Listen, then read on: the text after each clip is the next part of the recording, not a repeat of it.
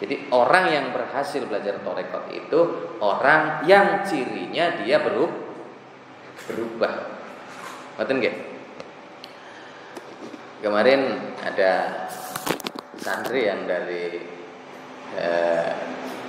Jakarta datang ke saya sama istrinya, berterima kasih istrinya, Kang, terima kasih. Kenapa Bu? Suaminya senyum-senyum aja. Mungkin dia dari rumahnya udah tahu, Pak. Saya ngucapin terima kasih karena suami saya berubah, Kang. Dulunya yang suka marah-marah, sekarang alhamdulillah udah 1,5 bulan ini sudah nggak marah-marah lagi. Ya ayyatuhan nafsul mutmainnah irji'i ila rabbiki radiyatan mardiyah fadkhuli fi ibadi wadkhuli jannati. Bicara tahapan ilmu, mangga kita hari ini bahas sedikitnya. Oke. Mengenai ilmu itu al-awalunya adalah dohirus syariah. Nah, mengenai apa itu?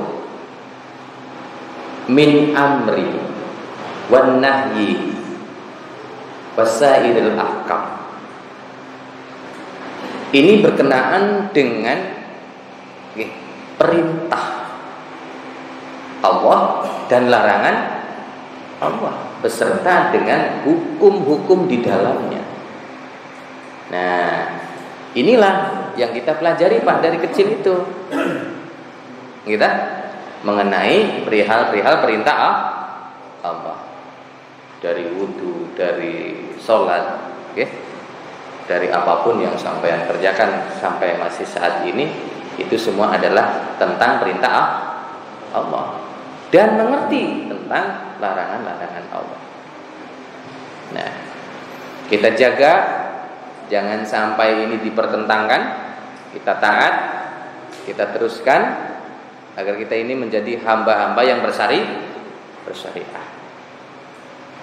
Manut terhadap perintah dan larangannya. Kemudian kita harus berlanjut. Nah, ini yang kedua adalah batinus syariah. Artinya harus belajar tentang ilmu batinnya syariat. Batinnya syariat. Sampai di dalam wudu ada batinnya tidak? Ada. Sampai lagi zikir ada batinnya tidak? Ada. Ya dah. Apapun yang sampai kerjakan dalam ilmu syariat itu ada batinnya. Makanya yang kedua dinamakan batinus syariah wa yusamma ilmu thariqah. Begitu saudara. Jadi batinnya syariat itu adalah ilmu thariqah. Nah, sekarang pada malam hari ini berarti kita khusus pengajiannya pengajian thariqah. Nah, maka seyogyanya dengan pertemuan tiap bulan ini diharapkan kita semua ini dari syariat ke thariqatnya makin jelas bapak-bapak, ibu-ibu. Oke. Belajar thariqah ini Pak. Oke. Ini saya pribadi ya, dulu ya. Saya juga nggak mengerti apa itu thariqah. Nah, kemudian saya mulai diberitahu oleh guru saya. Setelah saya pahami semuanya, ngapunten nggih, dalam keterbatasan saya itu, saya memahami bahwa thariqah adalah metode Pak, jalan dari apa yang kita kerjakan sekiranya sampai kepada Allah Subhanahu wa taala. Dalam hal apa? dalam hal ibadah. Makanya ini jelas bahwa thariqah adalah batinnya syariat. Begitu maksudnya. Nah, mulailah dipelajari bagaimana agar ibadah kita itu bisa sampai. Ini contoh dasarnya saja, Pak. Kalau toh kita ibadah zikir malam, punten ya. Nah, kita harus paham dulu, Pak. Jelas dulu apa yang akan kita lakukan itu. Kalau toh ini tujuannya lillahi ta'ala, untuk memuja dan memuji Allah, ikhlas ridho, nah, maka tujuan kita adalah lillah. Doanya doa lillah juga. Begitu. Lah kalau malam itu kita ibadah, sholat tahajud, tapi kita punya tujuan yang lain. Berharap dengan zikir itu, dengan doa itu, agar apa yang kita hajatkan terkabul. Artinya ada permintaan. Nah, kalau ditipiskan, nggak tahu nih Pak, apakah lillah, apakah tidak. Begitu. Nah, makanya di dunia tarekat ini dipisah, ibu-ibu, bapak-bapak. Kalau mau ada tujuan materi, doa duniawi, di tarekat sudah ada tempatnya. Menurut guru-guru itu bagus setelah sholat duha. Nah, kalau malam misalnya sholat tahajud, itu menurut guru-guru kami itu bagus untuk lillahi ta'ala. Maksudnya tidak ada tujuan apa-apa kecuali pasrah kepada Allah, memperjalankan diri kita itu dengan sejelas-jelasnya bertaqarrub kepada Allah. Nah, sudah di situ saja sudah makin jelas bahwa kita ini adalah orang yang terprogram. Jangan sampai kita ibadah akhirat tapi tujuannya kebumian. Begitu. Jelas. Ya, harus jelas kita itu. Nah, kemudian nanti di ilmu thariqah ini akan diajarkan bagaimana tentang zikir. Makanya pasti orang kalau masuk thariqah pasti ditalkin oleh guru mursyidnya, ditalkin sekaligus disambungkan sanadnya dari guru ke guru sampai kepada Rasulullah. Jelas. Nanti dari zikir yang dikembangkan ini, nah, kita mulai belajar merubah diri. Karena perjalanan zikir ini harus disertai dengan perubahan yang lainnya, Pak, Ibu. Dicoba aja. Makin nikmat hati, terasa bersama Allahnya, terasa dekat dengan Allahnya, maka cara bicara kita juga sudah mulai berubah. Cara berjalan kita sudah mulai berubah.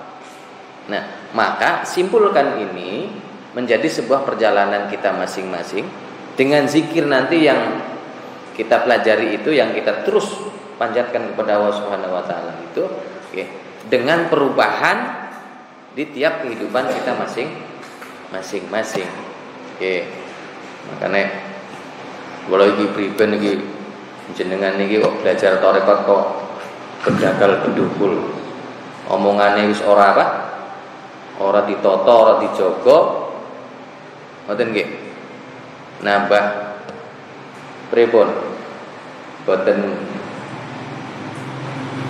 wajar nombok sombonge nombok, nggih. Takabure nombok.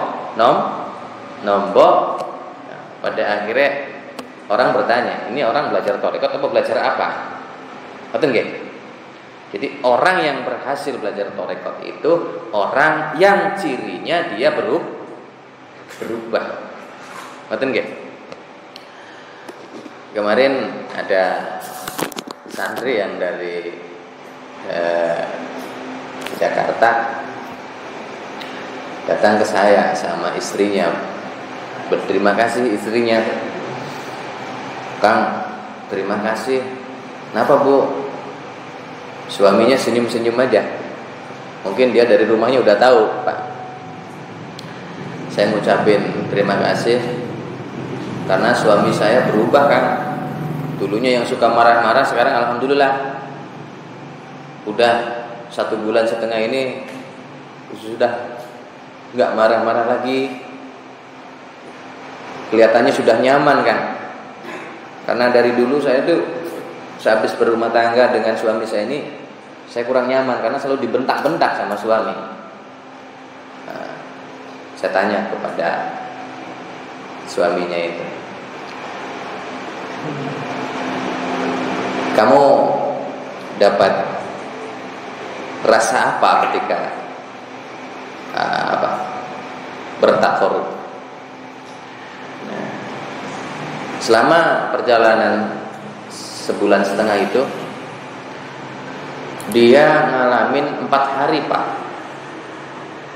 Karena di tarekat kan ada yang namanya zikir kolbu. Zikir kolbu, yakni zikir yang harus masuk ke dalam hati, menembus alam nafsu. Menembus alam nafsu. Nah, zikir ini harus masuk dari nafsu ke nafsu sampai kepada nafsu kamilah.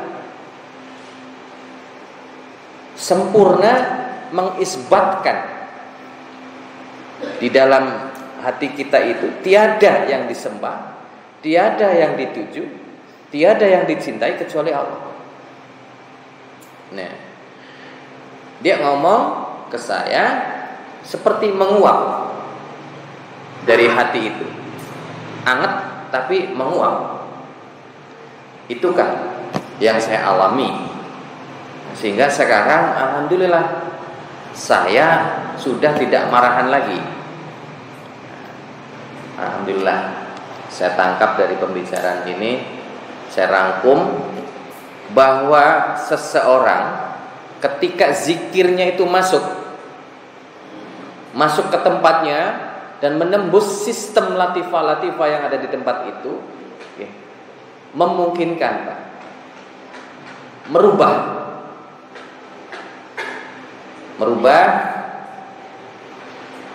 dan menghilangkan hijab-hijab. Ini kok, dari pemarah menjadi tidak marahan. La taghdab, belinya watan. Ya. Maksud pula memberi informasi ini kepada bapak-bapak, ibu-ibu. Zikir thariqah yang akan kita kembangkan bersama itu, pada awalnya adalah zikir di mana hijab-hijab kita itu akan keluar. Karena taqarrub ini butuh yang namanya kebersihan. Kita butuh yang namanya kebersihan. Nah, bersih dari apa? Tentunya bersih dari hijab dan kotoran-kotoran ruhani yang bersemayam di dalam hati kita. Jadi zikir-zikir yang akan kita kembangkan nanti itu pada awalnya begitu. Memang lillah kitanya, Pak, lillahi ta'ala kita zikir itu. Tapi berprosesnya itu ada, Pak. Di awalnya adalah menghilangkan apa? Kotoran. Kita niat lillahi ta'ala, kita zikir la ilaha illallah, kita zikir illallah, kita ikhlas, kita ridho.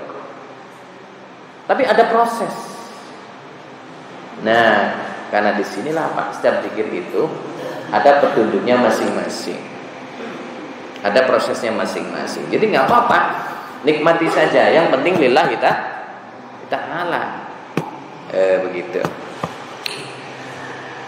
Kemudian kalau sampean sudah belajar thariqah, sudah mulai tahu bagaimana metode-metode yang sampean jalankan itu akhirnya sampai kepada Allah. Ketika sedekah, tahu bagaimana sampai kepada Allah. Ketika zikir, ketika apa saja, baik itu ibadah maliyah, qauliyah, qalbiyahnya, silakan, nggak apa-apa. Sudah jelas semua, baru nanti sampean menjadi seorang yang rajin ibadah ya. Nah, karena menikmati, jadi ketagihan.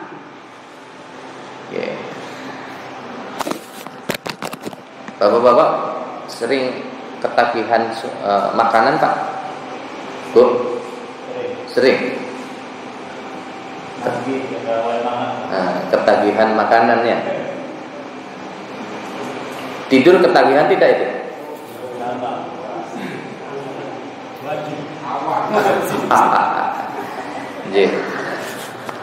Ya.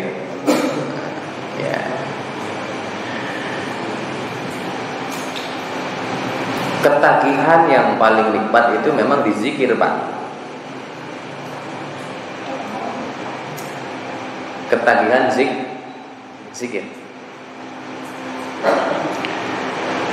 Kita kalau sudah tahu ilmu zikir, Masya Allah. Karena kita itu tidak asal menyebut saja. Tidak asal menyebut saja. Maka ilmu zikir ini nanti dipelajarinya di ilmu thariqah. Begitu, Bapak-bapak. Nah, nanti dengan ilmu zikir yang kita kembangkan, semoga saja menjadi bapak-bapak, ibu-ibu ketagihan. Saya banyak laporan dari santri-santri. Alhamdulillah, mereka sudah mulai ketagihan, bapak-bapak, ibu-ibu.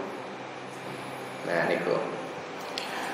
Kalau sudah semuanya dia berproses, tahu bagaimana syariatnya dan tahu bagaimana thariqatnya, baru dia harus ke maqam selanjutnya dalam sebuah keilmuan. Apa itu? Yang ketiganya, batinut thariqah. Batinnya thariqat. Apa batinnya thariqat? Wa yusamma ilmun haqiqah.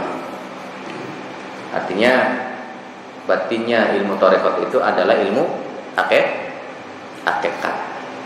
Nah, ilmu hakikat ini akan kita dapatkan, bapak-bapak, ibu-ibu, langsung. Bukan dari membaca buku, bukan dari guru atau dari siapapun, bukan. Ilmu hakikat itu langsung. Dari mana didapatkan ilmu hakikat? Ketika jenengan sedang terhubung dengan Allah. Bisa saja ketika baca Al-Quran. Bisa saja ketika jenengan zikir.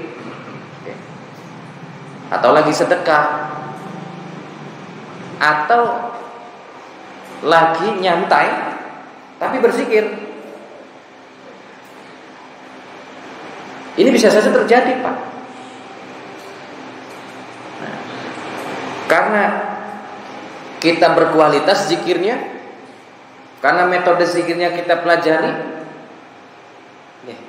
akhirnya kita masuk ke dalam tempat-tempat zikir itu. Kemudian ada yang lepas. Begitu sekiranya. Nah, dulu saya diajarkan sama guru saya, kamu harus bisa dengan satu zikiran. Nah, kamu itu masuk ke dalam diri kamu. Karena di dalam diri kamu itu banyak sekali kebesaran Allahnya. Begitu, Pak.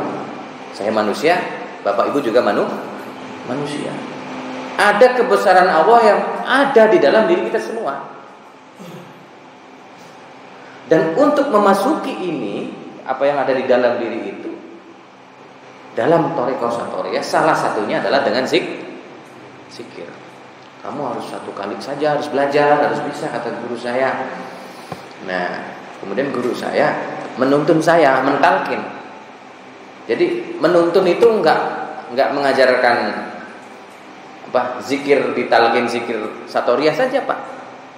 Ini termasuk mentalkin atau menuntun yang lainnya, yang tujuannya untuk pendekatan kepada Allah. Itu dinamakan talqin dalam satoriyah. Nah, kemudian saya ditalqin sama guru. Nah, coba kamu baca illallah, masuk ke dalam hati kamu. Udah lupain yang lainnya, terus masuk saja, masuk dengan zikir itu. Nah, cipta rasa karsa kamu, masuk dengan zikir itu. Masuk.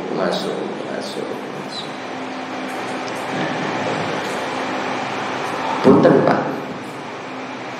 Dulu saya ketika diajarin itu sempat kebingungan juga. Tapi setelah saya pelajari dan terus saya pelajari, benar, Pak. Kita aja kalau lagi mikirin sesuatu, kita hanyut ya. Bener gak? Kita hanyut terhadap apa yang kita pikirkan itu. Sampai katakanlah kita kuat setengah jam, Pak. Nah, biasanya yang paling kuat setelah saya teliti, ini pada pasangan hidup nih, sing masih pacaran biasanya. Ya, karena lagi senang-senangnya di mabuk di mabuk asmara ya. Biasanya mikirin si jantung hati itu setengah jam masih kuat kita. Pernah ingat, Pak, masa lalu? Sejam kuat? Ngantuk kayak hilang ya.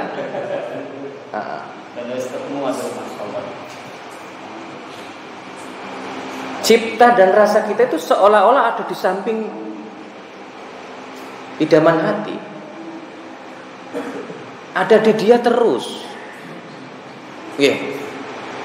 Pikiran kita mengembang, apa nanti akan diproses ke depan dengan si idola hati ini. Artinya ada pembaharuan, Pak. Ketika kita tertuju dalam satu titik. Begitu juga dengan hati kita. Nah, masuk. Pusat perhatiannya kita terus masuk dengan satu zikir. Dan lama kelamaan, kita akan memahami alam-alam, keadaan-keadaan atau cahaya-cahaya yang ada di dalam hati. Daripada ngelamun sing ora-ora, daripada mikir sing ora-ora, kita masih mending kita ditanamkan untuk mengenal diri dulu, agar kita tahu tentang kekuasaan Allah yang ada di dalam diri kita. Karena proses awalnya begitu, bapak-bapak. Man arafa nafsahu dulu, mengenal diri dulu. Baru kalau sudah mengenal sistem yang ada di dalam tubuh kita, baru kita perjalankan untuk mengenal Allah. Begitu sekiranya kita belajar masuk ke jantung dengan membaca Allah, masuk. Nah, kita diperlihatkan terus. Ada pengembangan. Akhirnya kita tahu ada alam di dalam jantung. Ada cahaya di dalam jantung itu. Ada latifahnya dan sebagainya di dalam jantung itu. Tahu dengan satu kali zikiran. Bapak-bapak kalau mau panen biasanya apa pikirannya kemana? Ke hasil panennya apa?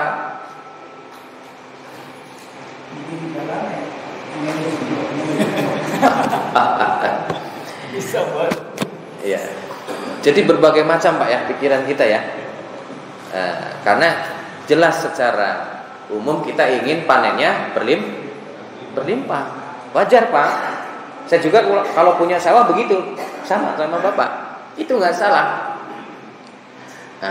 Tapi daripada kita terhipnosis begitu-begitu terus Pak, dengan sesuatu yang belum tentu hasilnya seperti apa yang kita harapkan, kita manfaatkan waktu itu untuk mengenal diri, nggak apa-apa. Nah, karena apa? Untuk menuju hakikat itu Pak harus mengenal diri. Itulah bagaimana dasar kita berhakikat. Nah, kalau sudah mengenal diri baru berproses Pak, dan kita mendapatkan hakikat. Karena apa? Setelah mengenal diri yang ada di dalam diri kita itu, baru kita perjalankan, dan pada akhirnya kita mendapatkan pengalaman rohani. Dari pengalaman rohani inilah Pak dinamakan hakikat. Ngantuk ya Pak? Ngaji ngeten ngantuk ya? Iya. Ngantuk. Gak apa-apa Pak. Nyaman-nyaman baik. Nyaman ya. Ya. Udah. Jadi saya ulang kembali. Hakikat adalah perjalanan pribadi ketika kita melakukan sebuah kegiatan taqarrub pada Allah Subhanahu wa taala. Nah, apa itu? Kita diperjalankan Bapak-bapak, Ibu-ibu untuk melihat kebesaran Allah. Nah, maka disinilah kita perlu mempertegas diri bahwa ketika kita ada kesempatan malam itu untuk zikir khusus, silakan kita pelajari. Sekiranya apa saja yang harus dimantapkan. Kalau misalnya zikir ilmunya kita kurang mantap, ya pelajari kembali. Apa yang bikin kurang mantap? Biasanya kalau jenengan malam-malam pakai pakaian apa biasanya? Putih-putih. Apa? Wis biasa belah, bersih lah, Islamiyah. Tapi karena kelambi apok Pak, jadi rada serengut-serengut priben ya. Apa maning kelambi wis oleh 3 wulan ora dienggok-enggok, mambu corok. Punten nggih. Terus Bapak kurang nyaman, iku dipelajari Pak. Ya wis lah.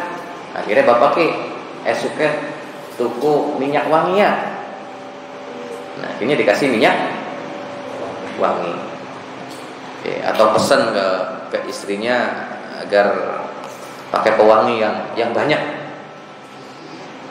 biar bau harum. Nah, ini juga membantu Bapak-bapak, Ibu-ibu. Bau wangi itu membantu proses kenyamanan jenengan kabeh. Rasulullah juga senang ya sama wangi-wangi gitu. Nah, kita juga umatnya harus senang sama wangi-wangi. Mangga silakan. Yeah. Atau perihal apa yang harus dipelajari sekiranya bisa membantu kenyamanan. Punten, Bapak lebih nyaman zikir di rumah apa di luar? Di rumah. Ya. Kalau di tengah kebun Pak sering dewekan. Enggak merinding. Ada.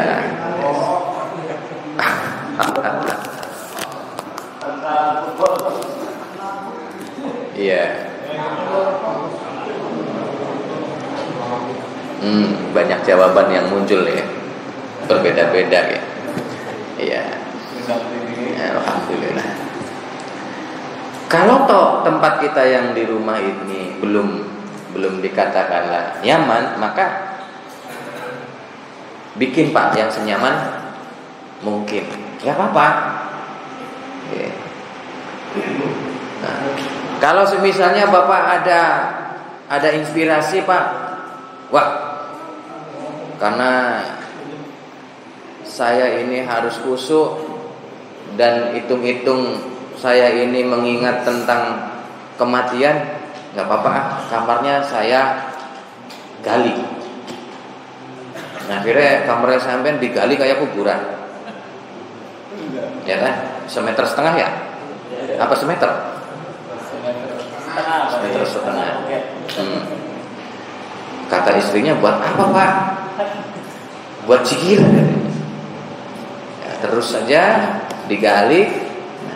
Terus Bapak dicoba tidur seperti orang meninggal. Coba cikir. Ada perubahan-perubahan apa? Ya. Ini punten Pak, contoh. Misalnya kalau itu nyaman bagi Bapak, silakan. Paham maksud saya ya? Bikin sesuatu yang nyaman. Nah, bikin yang nyaman. Okay. Kan boleh enggak pakai pewangi yang kayak apa dupa ya, hio ya. Misalnya jenengan pengen pengharum apa ruangan ya silakan aja. Gitu. Pokoknya kondisikan tempatnya mendukung. Nah, ini kok. Dari dukungan tempat menjadikan dorongan juga Pak. Nah, sehingga jenengan mulai ketagihan di tempat jenengan. Saya pribadi bikin Pak, di rumah bikin tempat yang menurut saya nyaman. Alhamdulillah. Jadi ketika saya masuk di tempat itu, saya ngerasa nyaman saja. Nah, paham maksud saya? Jadi emang enggak tempat saja itu harus sampean kondisikan senyaman mungkin. Kalau nggak mau bikin di rumah silakan Pak, ada musola mangga teng mriki. Saya rasa ini nyaman nggih. Di pondok niki nyaman atau di masjid-masjid silakan. Nggih. Atau ngapunten di makbarahnya para aulia. Monggo silakan. Sing penting jenengan ketagihan apa? Zikrullah. Sebenarnya ketagihan niku. Nah. Kemudian ketika orang ini mendapat pengalaman-pengalaman rohani, orang ini akan masuk kepada level keempat, Pak. Nah, inilah yang dinamakan ar-rabi'u abtonu bawatoni wa yusamma ilmul ma'rifah. Yang keempat ini adalah batinnya batin.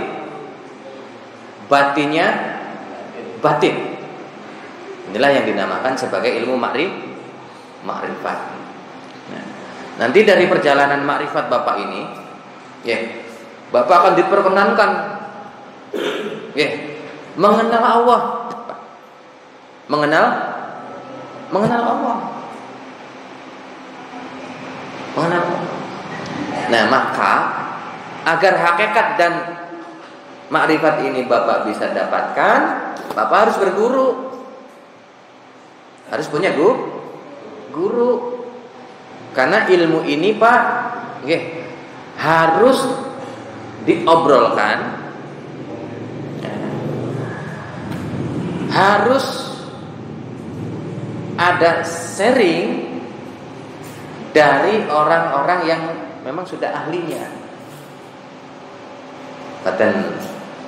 Nah, maka ketika bapak-bapak ibu-ibu sudah masuk thariqat, sudah berbeat bertalqin menjadi satu keluarga, maka di situ bapak-bapak ibu-ibu akan bersama mendapatkan bimbingan dan arahan mengenai tentang wacana hakikat dan ma'rifat.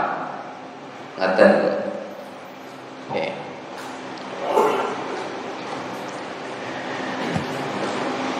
Itu perkembangan bagaimana seorang manusia mencari ilmu dari syariat, thariqat, hakikat dan makrifat. Itu garis kecilnya saja Pak, apa yang saya terangkan itu. Ya. Kalau diudar, masya Allah. Ya, itu garis kecilnya saja. Sekelumit saja tentang itu. Yang penting jenengan sudah mulai paham.